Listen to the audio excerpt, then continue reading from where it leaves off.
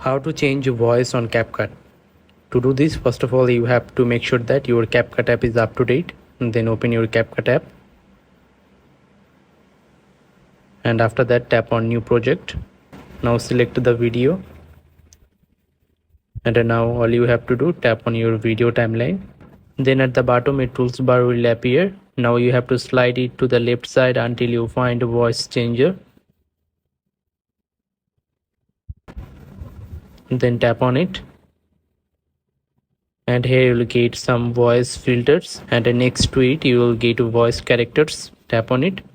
Then here you will get some characters. Now choose as you like. How to change your voice on CapCut. How to change your voice on CapCut. How to change your voice on CapCut. How to change your voice on CapCut. And after that, tap on this export icon at the upper right corner to export your video. And that's how you can change your video's voice on CapCut. I hope this video helps you. Then don't forget to like this video and subscribe to the channel. Goodbye.